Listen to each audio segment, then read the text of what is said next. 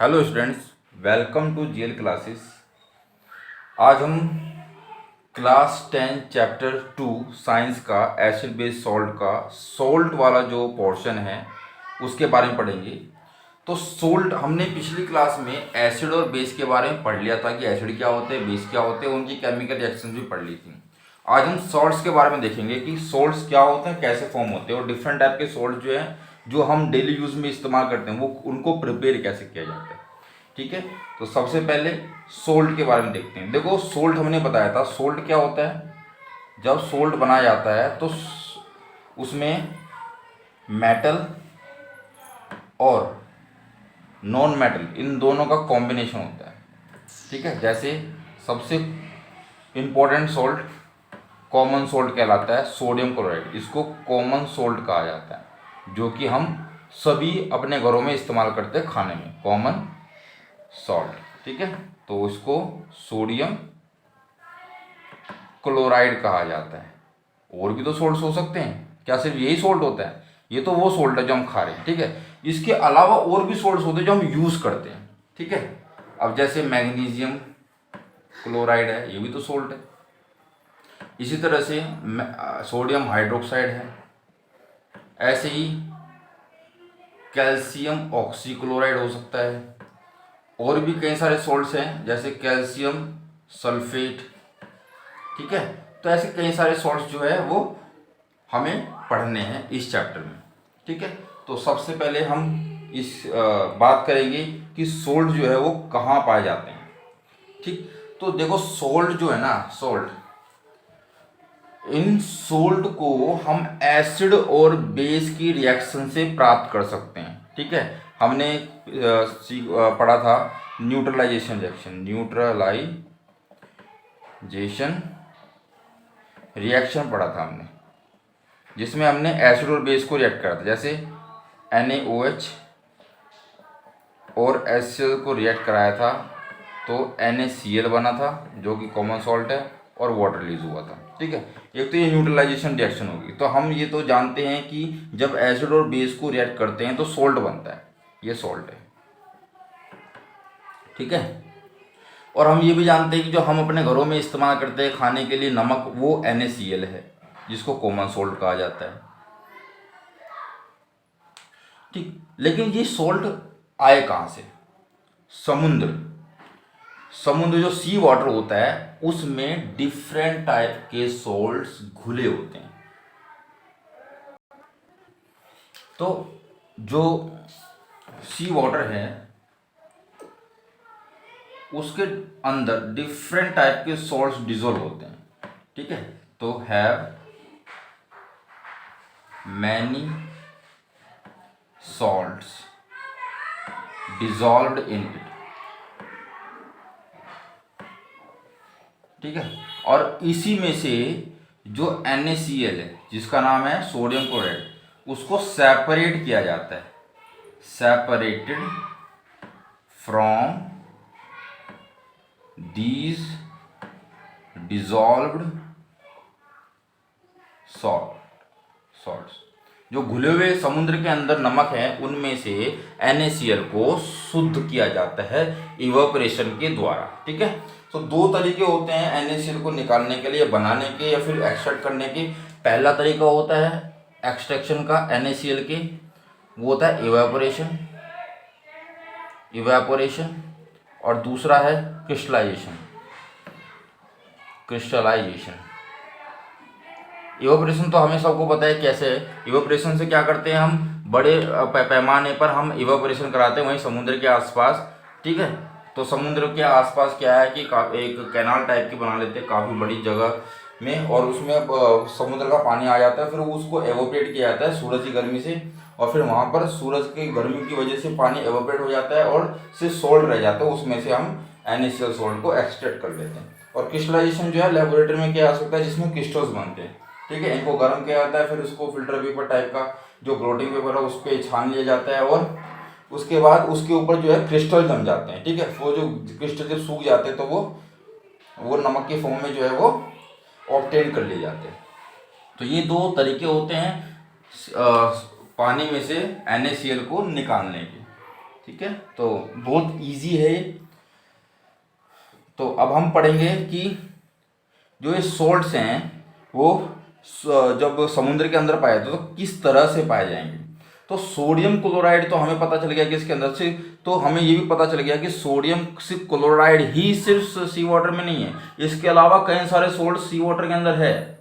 ठीक है, अब देखो सी वाटर के अंदर जब देखो पानी का कोई समुद्र का कोई हिस्सा सूख जाता है ना, तो जो उसकी सतह जो होती है या फिर उसके आसपास जो रॉक्स जो है वो ब्राउन टाइप के हो जाते हैं। ठीक है, तो ब्राउनिश टाइप के जो बन जाते हैं ब्राउन रॉक्स, ये जो ब्राउन रॉक्स बनते हैं वो नमक के रॉक्स होते हैं। ठीक है, असल में क्या है, इन रॉक्स के ऊपर समुद्र की जो लहरें हैं उनसे जमा होते हुए सी वाटर की लहरें जो है वो सॉल्ट इकट्ठा कर देती है। ठीक है, जो कि ब्राउन कलर का होता है, जिसको हम बोलते हैं रॉक सॉल्ट, इसको रॉक सॉल्ट भी कहते हैं। ठीक है, और आसपास की चट्टाने वगैरह पे ना ये रॉक सॉल्ट आसानी से देखने को मिल जाते हैं समुद्र के आसपास। तो अब हम कॉमन सॉल्ट तो हमें समझ में आ गया भाई क्या होता है NaCl और कहाँ से ऑब्टेन होते हैं। अब हम पढ़ेंगे कॉमन सॉल्ट के बारे में एज अ रॉ मटेरियल। ठीक है, तो केमिकल्स जो बनाए जाते हैं कॉमन सॉल्ट से, अब हम वो पढ़ने वाले हैं।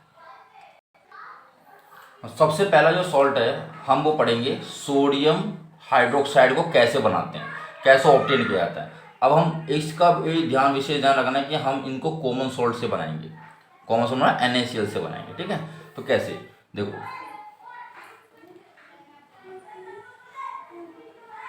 हम इसके अंदर पानी ले लेंगे और 2 इलेक्ट्रोड रख देंगे इसके अंदर। ठीक है, जो कि इलेक्ट्रिसिटी प्रोवाइड करेगी। ठीक है, 2 इलेक्ट्रोड है, ये इलेक्ट्रोड है, और इसके अंदर हमने NaCl डाल दिया। ठीक है, जब हम NaCl को डाल दें तो NaCl जब एक्वस सॉल्यूशन में होता है, एक्वस सॉल्यूशन में होता है,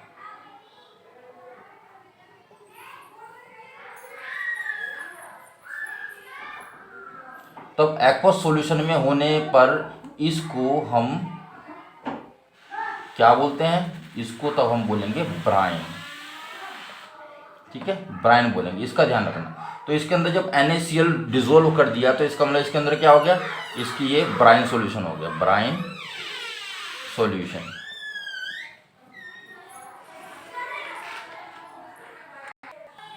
अब इसके अंदर जब NaCl के, अब इस ब्राइन सॉल्यूशन में जब हम इलेक्ट्रिसिटी पास कराएंगे तो Na+ बनेंगे कई सारे और Cl- में टूट जाएंगे। इसमें पानी भी था तो पानी जो है वो H+ में भी टूटेगा और OH- में भी टूटेगा। तो जब Na+ और OH- आपस में गैदर होंगे तो NaOH बना लेंगे, तो यहाँ पर बनेंगे NaOH। तो Na और OH, Na+ और OH गैदर हो जाएंगे तो क्या बन जाएंगे, NaOH। ठीक है, और इसमें जो क्लोरीन है वो क्लोरीन बाहर निकल जाएगी, गैस। ठीक है, क्लोरीन गैस बाहर निकल जाएगी Cl2 की फॉर्म में। ठीक है, क्लोरीन गैस बाहर निकल गई। अब ये जो प्रोसेस हुआ, इस प्रोसेस को हम बोलेंगे, this process is called chlor alkali process. अब क्यों बोला इसको chlor alkali process, chlor alkali process इसलिए बोला क्योंकि क्लोर मतलब क्लोरीन, इसमें से क्लोरीन निकल रही है, मतलब क्लोरीन बन रही है, क्लोरीन गैस। और एल्कली मतलब एल्कलाइन, एल्कलाइन बन रहा है, एल्कलाइन मतलब NaOH बन रहा है। ठीक है, तो क्लोरीन और एल्कोहल दोनों बन रहा है, इसलिए क्लोर एल्कली प्रोसेस इसको कहा गया। ठीक है, ये काफ़ी इंपॉर्टेंट है। तो इस तरीके से हम क्लोरीन गैस भी बनाए हमने इस प्रोसेस से, और सोडियम हाइड्रोक्साइड भी बनाए जो कि एक इम्पोर्टेंट सॉल्ट होगा। अच्छा, और क्लोरीन यहाँ पर जो इलेक्ट्रोड होता है एक का नाम होता है कैथोड, जैसे ये कैथोड हो गया और ये एनोड हो गया। ठीक है, एनोड और कैथोड। कैथोड असल में नेगेटिवली चार्ज होता है और ये एनोड पॉजिटिवली चार्ज होता है। तो नेगेटिव चार्ज पे जो है पॉजिटिव चार्ज आके चिपक जाता है और एनोड पर नेगेटिव चार्ज आके चिपक जाता है। तो नेगेटिव चार्ज में क्या बना था, क्लोरीन बना था, तो जो एनोड है, एनोड की तरफ से क्लोरीन रिलीज हो जाएगा और जहाँ पर H+ आयन जो होते हैं वो हाइड्रोजन की फॉर्म में कैथोड के पास जाके डिपॉजिट हो जाएंगे, रिलीज हो जाएंगे। ठीक है, तो हम कह सकते हैं कि यहाँ से हम हाइड्रोजन गैस रिलीज कर रहे हैं इसकी तरफ से यहाँ पर। ठीक है, कैथोड पर हाइड्रोजन गैस और एनोड पर क्लोरीन गैस। ठीक है, इसका भी हमें ध्यान रखना है।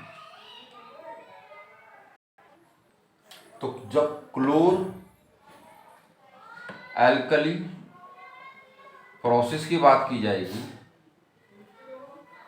तो एनोड पर क्लोरीन गैस और कैथोड पर हाइड्रोजन गैस।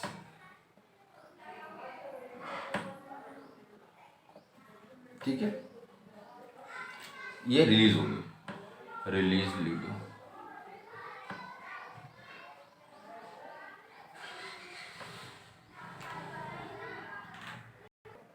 तो हमने जाना कि क्लोर एल्कली प्रोसेस में 3 प्रोडक्ट बने, 3 प्रोडक्ट्स फॉर्म्ड। कौन कौन से 3 प्रोडक्ट्स बने? पहला हाइड्रोजन गैस बनी, दूसरा क्लोरीन गैस बनी और तीसरा सोडियम हाइड्रोक्साइड बना। ठीक है, बस इतना सा ही इसको रिवाइज करना है, समझना है, ध्यान रखना है। इसके अलावा आपको कुछ इसके बारे में पढ़ना भी नहीं है। अच्छा, सेकंड जो सॉल्ट है उसका नाम है ब्लीचिंग पाउडर। ये सेकंड टाइप का सॉल्ट पढ़ रहे हैं जो हमें बनाना सीखना है कि किस तरह से ब्लीचिंग पाउडर फॉर्म होता है। ठीक है, देखो इससे पहले हमने क्लोर एल्कली प्रोसेस पढ़ा था और उसमें 3 प्रोडक्ट बनाए थे, जिसमें से एक जो प्रोडक्ट था जिसका नाम था क्लोरीन गैस। क्लोरीन गैस, जो क्लोरीन गैस है जो क्लोर एल्कली प्रोसेस से बनी थी वो ब्लीचिंग पाउडर को बनाने में हेल्पफुल है। तो कैसे बनेगा, क्लोरीन गैस को यूज कैसे करेंगे? ठीक है, इसको यूज करेंगे टू मेक ब्लीचिंग पाउडर। ठीक है, और क्लोरीन बनाने का तरीका तो पता ही चल गया आपको इससे पहले जो हमने बात की। अब जो क्लोरीन गैस है उससे ब्लीचिंग पाउडर बनाएंगे, तो कैसे बनाएंगे? कैल्शियम हाइड्रोक्साइड लेंगे जिसका नाम है, जो कैल्शियम हाइड्रोक्साइड है इसका कॉमन नाम सिलेक्ट लाइम भी कहते हैं इसको। ठीक है, सिलेक्ट लाइम भी कहते हैं इसको, सोडियम और कैल्शियम हाइड्रोक्साइड को। जब इसमें क्लोरीन गैस पास की जाएगी तो क्लोरीन गैस के एक्शन से जो कैल्शियम हाइड्रोक्साइड है वो कैल्शियम ऑक्सीक्लोराइड बनाता है, और ये जो कैल्शियम ऑक्सीक्लोराइड यही ब्लीचिंग पाउडर है, bleaching powder. In addition it also form some amount of water. ठीक है, तो ये ब्लीचिंग पाउडर हो गया। तो इसका कॉमन नाम क्या है? Common name of calcium hydroxide क्या है? सिलेक्ट लाइम,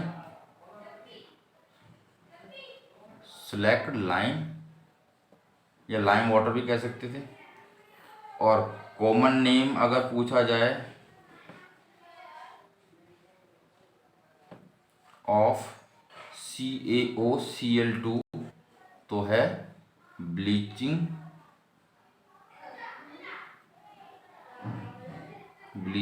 H आएगा, ब्लीचिंग पाउडर।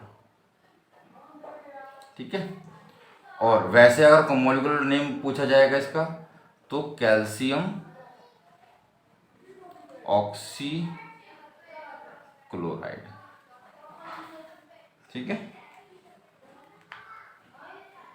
अब इसके यूजेस देख लेते हैं कि ब्लीचिंग पाउडर तो बन गया, अब इसके यूज क्या है। तो यूज ही देख लेते हैं। सबसे पहला यूज जो है वो ब्लीचिंग जो है वो कपड़ों को धोने के लिए, मतलब कि लॉन्ड्री वगैरह में यूज किया था। ठीक है, यूज्ड इन लॉन्ड्री। लॉन्ड्री में इस्तेमाल करते हैं, ठीक है। और cotton and लाइनन in textile industry में भी इसका इस्तेमाल होता है, टेक्सटाइल इंडस्ट्रीज में, ठीक है। किसके लिए? For bleaching wood pulp in paper factory वगैरह में, ठीक है। पेपर फैक्ट्री लिख लो, पेपर फैक्ट्री भी लिख सकते हैं। और क्या देख सकते हैं इसका यूज, ये बहुत अच्छा ऑक्सीडाइजिंग एजेंट है, ठीक है। It is used as an oxidising agent, ठीक है। और एक और यूज इसका ले सकते हैं कि जो पीने का पानी है उसको डिसइंफेक्ट करने के लिए, ठीक है, उनको साफ करने के लिए, शुद्ध करने के लिए, उनमें से कीटाणु मारने के लिए। डिसइंफेक्टिंग INGA ड्रिंकिंग वाटर, ठीक है। किस लिए? To make it free from germs. ये तो इसके यूजेस हो गए। थर्ड सोल्ट जो हमें पढ़ना है उसका नाम है बेकिंग सोडा। क्या नाम है? Baking soda.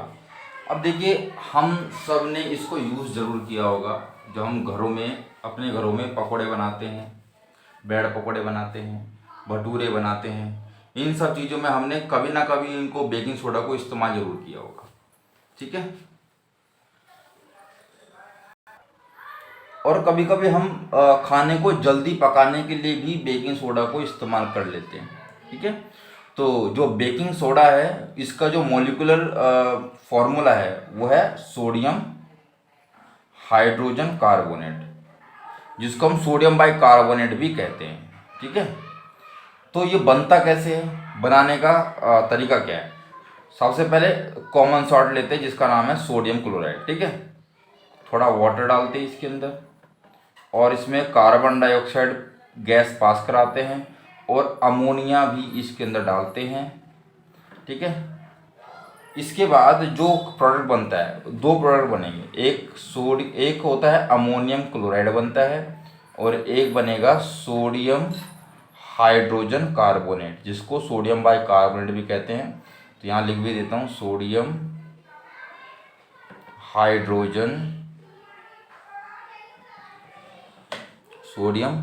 हाइड्रोजन कार्बोनेट, ठीक है। और ये अमोनियम क्लोराइड, ठीक है। ये तो पता ही है कॉमन सॉल्ट है, तो सोडियम क्लोराइड है, ठीक है। तो देखो, NaCl, water, carbon dioxide, ammonia gas, इससे क्या बना? Ammonium chloride. ये बाई प्रोडक्ट है, हमें इसकी ज़रूरत है नहीं है, ठीक है, लेकिन हमें मेन काम हमारा ये बनाना था, सोडियम बाई कार्बोनेट, तो वो बन गया। तो ये एक रिएक्शन है जिससे हमने सोडियम बाई कार्बोनेट बनाया बाय यूजिंग NaCl, जो कॉमन सॉल्ट होता है, ठीक है। अब जो सोडियम हाइड्रोजन कार्बोनेट है वो कैसा है? सोडियम हाइड्रोजन कार्बोनेट जो बना, जिसका नाम है बेकिंग सोडा, इसका नेचर क्या है? इसका नेचर है भाई, ये बेसिक है, बेसिक नेचर है, ठीक है। ये काफ़ी हल्का होता है, लाइट होता है, और एंड नॉन कोरोसिव बेस, ठीक है। अब अगर हम इसको हीट करें, सोडियम बाइकार्बोनेट को, तो क्या होगा? अगर हम इस सोडियम बाइकार्बोनेट को हीट करते हैं, हीट किया तो क्या होगा? सोडियम कार्बोनेट बनेगा, वाटर रिलीज होगा, कार्बन डाइऑक्साइड रिलीज होगी, ठीक है। इसको बैलेंस करेंगे तो यहाँ पर 2 लगा देंगे, ठीक है। तो ये रिएक्शन होगी और ये प्रोडक्ट बनेगी। तो ये जो प्रोडक्ट बनेगा ना, अभी जो चौथे नंबर का हम सॉल्ट पढ़ने वाले हैं, सोडियम कार्बोनेट वॉशिंग सोडा, उसमें हम इसका इस्तेमाल करेंगे। ठीक है, तो अभी फ़िलहाल हमने भी बताया है कि बेकिंग सोडा को अगर गर्म करते हैं तो क्या बनता है। ठीक है, और बेकिंग सोडा बनता कैसे ये भी मैंने आपको बता दिया। अब यूजेस देखते हैं, इसके यूज़ क्या है। पहला यूज़ हम बात करेंगे इसका कि अगर हमें बेकिंग सोडा से बेकिंग पाउडर बनाना है तो हम इसका इस्तेमाल करेंगे कैसे, वो बताता हूँ। पहले फॉर मेकिंग बेकिंग पाउडर, तो बेकिंग पाउडर बनाने के लिए क्या करेंगे, जो सोडियम हाइड्रोजन कार्बोनेट है जो कि बेकिंग सोडा है, उसमें माइल्ड और एडिबल सॉल्ट मिला देंगे। एडिबल सॉल्ट मतलब खाने लायक सॉल्ट। एडिबल सॉल्ट जैसे टार्टरिक एसिड, टार्टरिक एसिड, ठीक है, टार्टरिक एसिड मिला दिया तो क्या होगा, जब बेकिंग सोडा में टार्टरिक एसिड या फिर कोई और एडिबल सॉल्ट खाने वाला जो सॉल्ट होता है, एसिड होता है, अगर उसको मिलाए तो उसमें से कार्बन डाइऑक्साइड निकलेगी, वाटर निकलेगा और सोडियम साल्ट निकलेगा। ठीक है, किसका, एसिड का, क्योंकि एसिड डाला। ठीक, तो यहां हुआ क्या,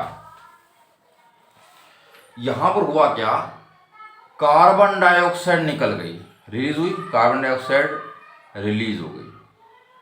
तो ये जो कार्बन डाइऑक्साइड रिलीज होती है ना, वो क्या करती है, वो जो हम जिसमें हम इसको डाल रहे हैं, जैसे कार्बन डाइऑक्साइड जब हम ये जो बेकिंग पाउडर है उसको हम बना रहे हैं और किसी चीज़ में डालते हैं तो वो चीज़ जो है स्पंज बन जाता है, फूल जाता है। तो आपने देखा होगा जो आप घरों में केक लेके आते हो, ठीक है, तो वो कितना मुलायम होता है और वो कितना फूला होता है, होती तो उसके अंदर बैड ही है मीन, वो कितने फूल जाते हैं ना, क्योंकि उसके अंदर उसको फर्मेंटेशन किया जाता है उसका, और उसमें कार्बन डाइऑक्साइड गैस रिलीज हो जाती है, इस वजह से स्पंजी बन जाता है। इस तरह से छोले भटूरे होते हैं, जो भटूरे होते हैं वो भी कितने स्पंजीज होते हैं, मुलायम हो जाते हैं, थोड़ी देर रख देता है उसका आटा भी कितना फूल जाता है। तो उसमें कार्बन डाइऑक्साइड गैस बनती है, इस वजह से ऐसा होता है। ठीक है, तो हम इसका रीज़न इसे लिख देता हूँ, कार्बन डाइऑक्साइड गैस जो है वो प्रोड्यूस्ड ड्यूरिंग द रिएक्शन, वो क्या करेगी, कॉजेज, जैसे ब्रेड हो गया या केक हो गया, उसको अलाउ करेगी, फर्मेंट होगा उसका।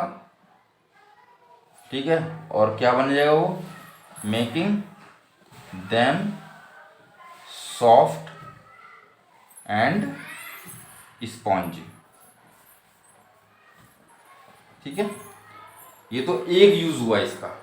अब दूसरा यूज क्या हो सकता है इसका, दूसरा यूज ले सकते हैं हम कि इसको एंटी एसिड के लिए यूज किया जाता है, या फिर it is an important ingredient for किसके लिए, एंटी एसिड बनाने के लिए। ठीक है, एंटी एसिड, ठीक है, जो कि स्टमक वगैरह में कई बार क्या होता है, एसिडिटी वगैरह हो जाती है तो हम खा लेते हैं। ठीक है, किसी ऐसी चीज़ को जिसके अंदर ये मिला होता है, या फिर सोडा को भी खा लेते हैं तो फिर उसको वो उस एसिडिटी को न्यूट्रलाइज कर देता है। ठीक है, तो इसके लिए भी इस्तेमाल होता है।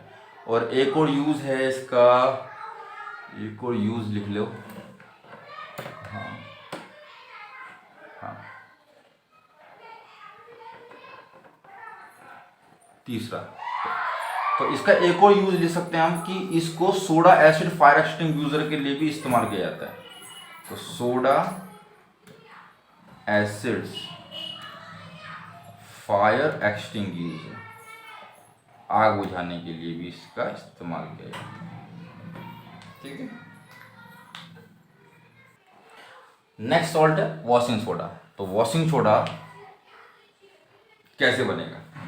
इससे पहले जो हमने सोडियम बाइकार्बोनेट, जो सोडियम हाइड्रोजन कार्बोनेट था, जो बेकिंग सोडा जिसका कॉमन नाम था, तो उससे मैंने बताया था कि सोडियम कार्बोनेट जो बनाया जाता है उसी को वॉशिंग सोडा कहते हैं। लेकिन उसमें बस एक छोटी सी एडिशन करनी है हमको, वो भी बताता हूँ कैसे। सबसे पहले हम जो सोडियम कार्बोनेट, जो कि वॉशिंग सोडा है, सोडियम कार्बोनेट और 10 वाटर मोलिक्यूल जब इसमें जुड़ जाता है तब जाके वॉशिंग सोडा बनता है। ठीक है, इसको बनाएंगे कैसे, बनाने का तरीका क्या है। जब हम सोडियम हाइड्रोजन कार्बोनेट, जो कि बेकिंग सोडा था, इसको हीट कर दें तो सोडियम कार्बोनेट बनता है, वाटर बनता है और कार्बन डाइऑक्साइड बनती है। तो ये जो सोडियम कार्बोनेट बना, जब इस सोडियम कार्बोनेट में अगर हम 10 वाटर मॉलिक्यूल्स ऐड कर दें तो सोडियम कार्बोनेट डेकाहाइड्रेट बन जाएगा, मतलब 10 वाटर मॉलिक्यूल्स इसमें ऐड हो गए। और यही क्या है हमारा वॉशिंग सोडा।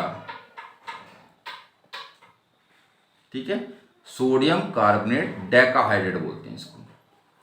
ठीक है, इसके यूजेस देख लो। सबसे पहला यूज, इसको यूज किया जाता है सोडियम कंपाउंड्स बनाने के लिए, जैसे बोरेक्स हो गया, तो यूज्ड इन द मैन्युफैक्चर। देखो, जो हम यूज पढ़ रहे हैं ना, ये यूज बहुत इंपॉर्टेंट होते हैं, और ये इनके बनाने का तरीका, ये कभी मत भूलना, इनको अच्छे से समझ लेना कहाँ कहाँ यूज होता है इनका। Manufacture of sodium compound. ठीक है, सोडियम के कई सारे कंपाउंड्स होते हैं, उन कंपाउंड्स को बनाने के लिए इसका इस्तेमाल किया जाता है। तो सोडियम कंपाउंड में एक इम्पोर्टेंट कंपाउंड है बोरेक्स, जैसे बोरेक्स, सच एज बोरेक्स। ठीक है, एक और यूज देख लेते हैं। इसमें हम इसको ग्लास साबुन, मतलब सॉप और पेपर इंडस्ट्रीज में भी इसका इस्तेमाल करते हैं।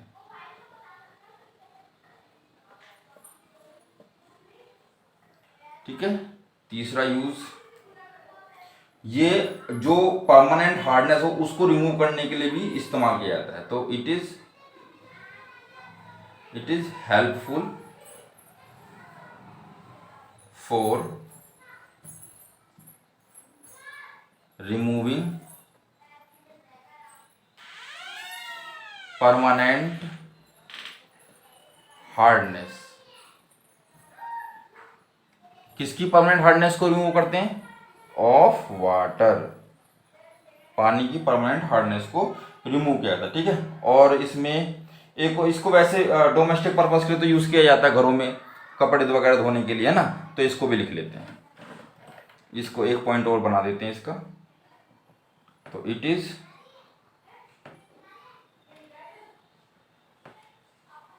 Used as cleaning agent.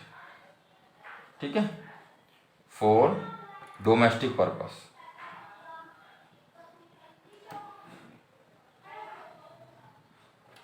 ठीक है,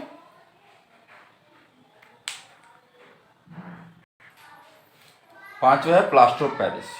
देखो, जो प्लास्टर ऑफ पेरिस है, इसका फॉर्मूला क्या होता है? इसका फॉर्मूला होता है प्लास्टर ऑफ पेरिस का कैल्शियम सल्फेट हेमीहाइड्रेट, मतलब ½ H2O।